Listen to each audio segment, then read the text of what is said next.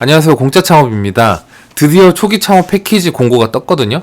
그래서 오늘은 이 초기 창업 패키지에 대해서 어떤 주관기관에 내가 지원을 하는 게 좋을까라는 주제로 이야기를 하도록 하겠습니다. 보통 지역별로 그 돈을 집행하는 기관은 보통은 한 군데예요. 그쵸? 근데 초기 창업 패키지 같은 경우에는 그 지역에서 굉장히 여러 개의 주관기관들이 그 자금을 집행을 하거든요. 이게 왜 그러냐면 작년까지만 해도 이게 창업 선도대학 지원 사업이었어요. 원래는 창업 선도대학 지원 사업이 초기 창업 패키지로 바뀌면서 이렇게 확장이 된 거거든요.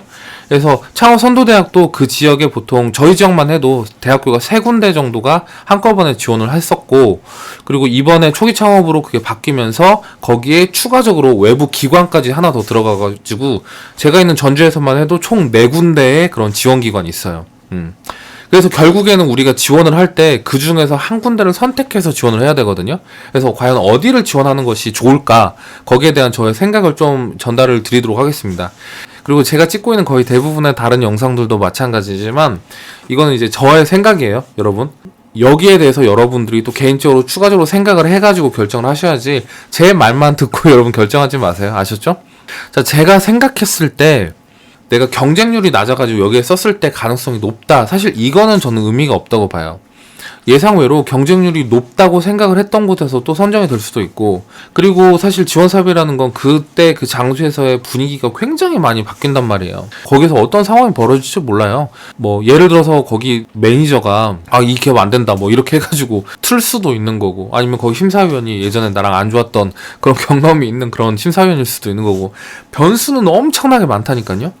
그래서 어디가 유리하기 때문에 여기를 써라, 사실 그런 거는 좀 초기 창업 패키지에서는 별로 의미가 없다고 생각을 해요.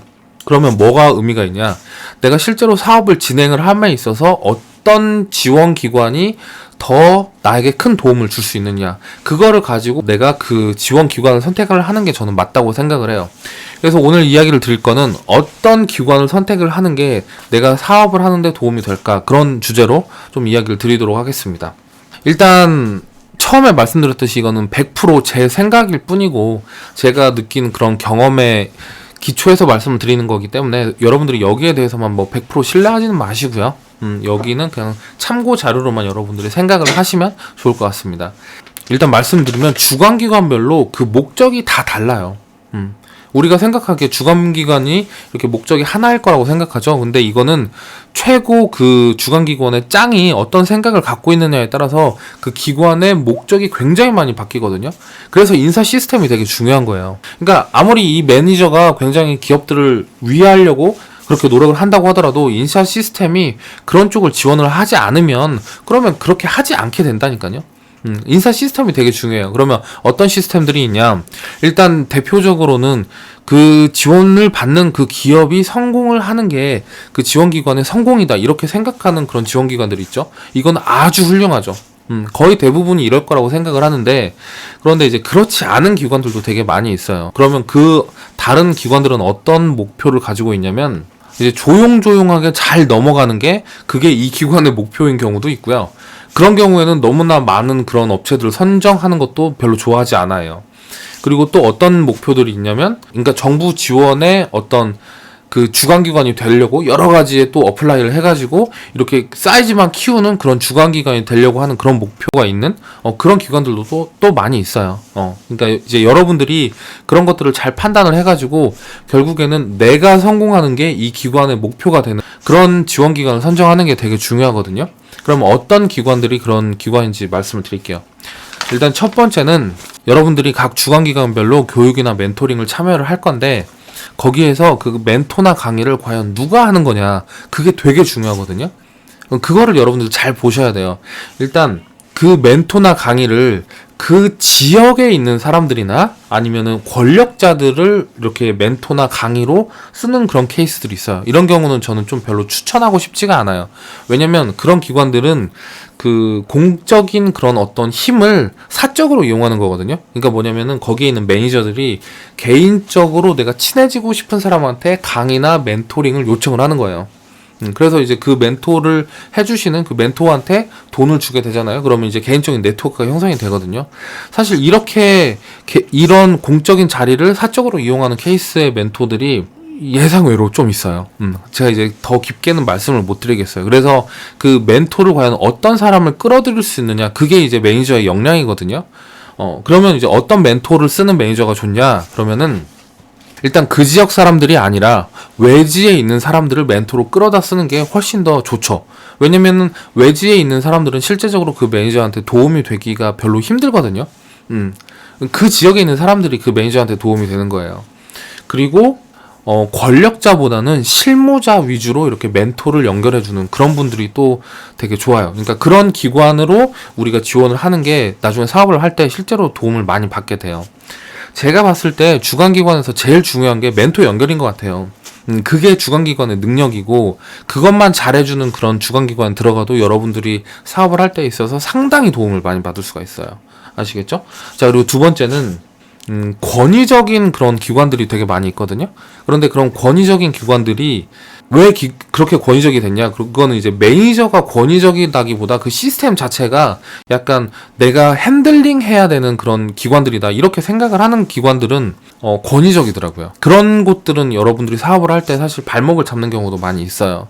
그러니까 그런 데보다는 오히려 대표님 하면서 존중도 해주고, 그리고 내가 뭔가를 부탁했을 때 적극적으로 움직여주는, 사실 그런 매니저가 있는 그런 지원 기관에 여러분들이 반드시 지원을 하는 게 전 좋다고 생각을 해요.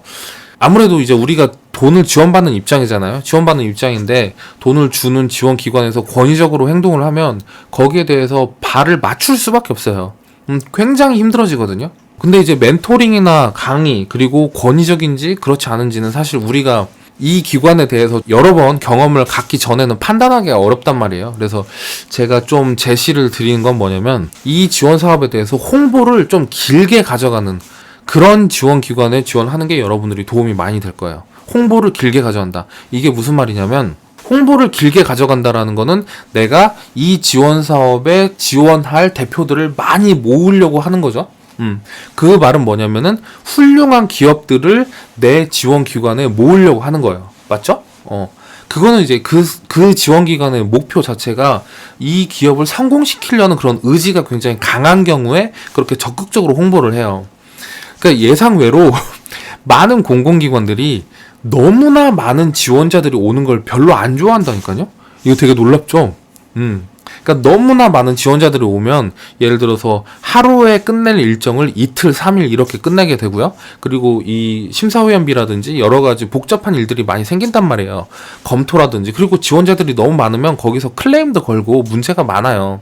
그러니까 너무나 많은 지원자가 오기보다는 적당한 수의 지원자가 오는 걸 원하고, 그러다 보니까 이 공고도 한 일주일, 2주일만 하고, 그거를 뭐 따로 포스터를 만들지 않고 그냥 자신의 홈페이지 거기다만 딱 올리고 지원을 받는 그런 경우도 되게 많아요. 그러니까 너네가 알아서 지원을 해라, 이런 경우가 많은데, 그런 경우에는 사실 적극적인 의지가 없는 거고, 그 말은 이 창업 기업들이 성공한 게 그 지원 기관의 성공으로 받아들여지지 않는다라는 거거든요.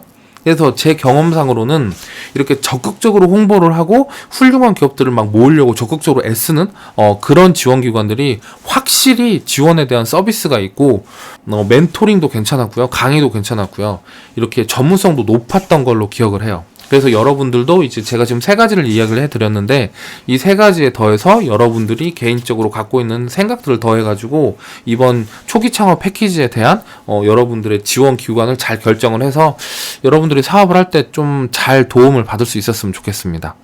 자, 그럼 오늘 방송은 여기서 마치도록 하겠습니다. 감사합니다.